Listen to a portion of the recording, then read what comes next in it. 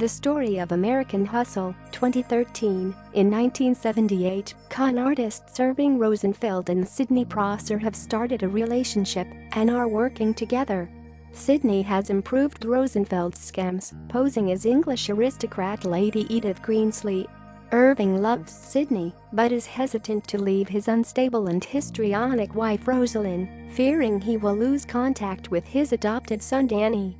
Rosalind has also threatened to report Irving to the police if he leaves her. FBI agent Richie DeMasso catches Irving and Sidney in a loan scam but offers to release them if Irving can line up for additional arrests. Richie believes Sidney is English but has proof that her claim of aristocracy is fraudulent. Sidney tells Irving she will manipulate Richie, distancing herself from Irving. Irving has a friend pretending to be a wealthy Arab sheik looking for potential investments in America.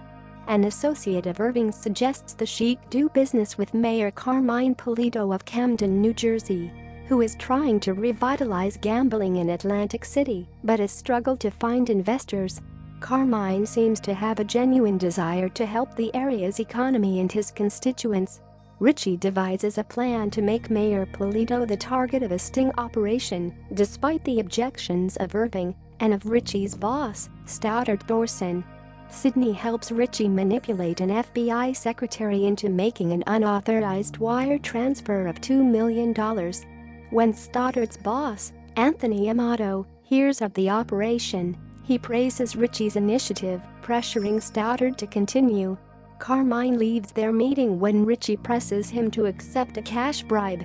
Irving convinces Carmine the sheik is legitimate, expressing his dislike of Richie, and the two become friends. Richie arranges for Carmine to meet the sheik, and without consulting the others, has Mexican-American FBI agent Paco Hernandez play the sheik, which displeases Irving. Carmine brings the sheik to a casino party, explaining that mobsters are there and that it is a necessary part of doing business.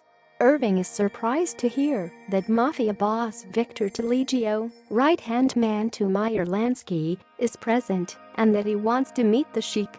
Taligio explains that the sheik needs to become an American citizen and that Carmine will need to expedite the process. Taligio also requires a $10 million wire transfer to prove the sheik's legitimacy. Richie confesses his strong attraction to Sidney but becomes confused and aggressive when she drops her English accent and admits to being from Albuquerque.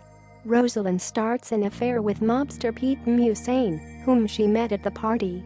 She mentions her belief that Irving is working with the IRS, causing Pete to threaten Irving, who promises to prove the sheik's investment is real.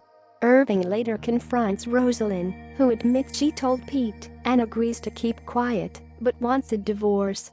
With Carmine's help, Richie and Irving videotape members of Congress receiving bribes.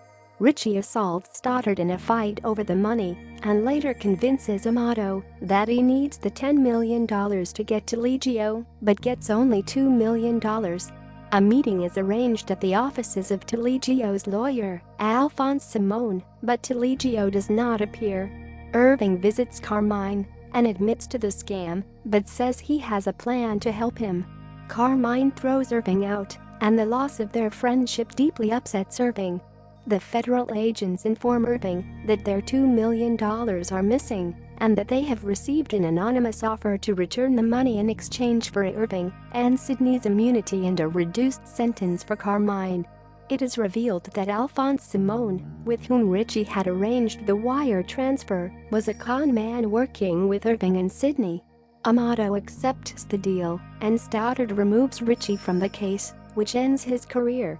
The congressmen are prosecuted, and so is Carmine, who is sentenced to 18 months in prison. Irving and Sidney move in together and open a legitimate art gallery, while Rosalind lives with Pete and shares custody of Danny with Irving.